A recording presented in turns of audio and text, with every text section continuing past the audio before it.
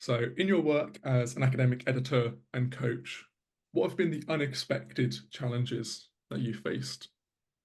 The most unexpected challenge was having to start using social media. I first started to freelance several years ago. I used word of mouth and my website to find people who wanted to work with me.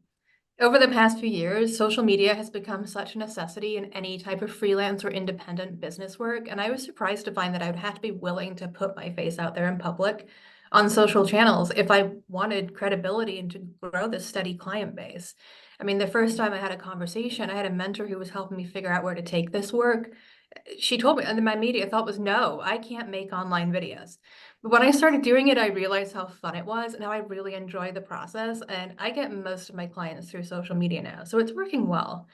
In terms of the actual work itself, sort of the coaching consulting thing, if you want to get into this kind of work where you're dealing with people directly, and those people often have pressing needs, the biggest thing to keep in mind is maintaining your work-life balance and being willing to say no if a particular project or meeting doesn't fit with your schedule. I have a very open meeting schedule because I work outside of regular hours and can typically accommodate people across multiple time zones. But if you're not careful, that can translate into using all of your free time for work, and then you're at risk of burning out. So I'd recommend scheduling like at least 1 day per week where you're not taking any meetings or any other work related tasks. Like rest is important even if you're working for yourself.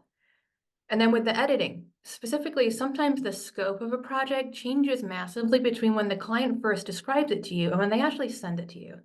This can be changes in word count and what they want you to actually do with the document or deadlines. And it's really important to be comfortable telling a client, I need extra time if the project scope increases, or that you'll need to adjust the invoice to match the increased work involved. I do offer some discounts and perks for returning clients, but in general, it's best not to give work away for free, especially if it's work that you would have invoiced for had it been in the original project pitch. I've never had a client complain when I've had to adjust turnaround times or prices.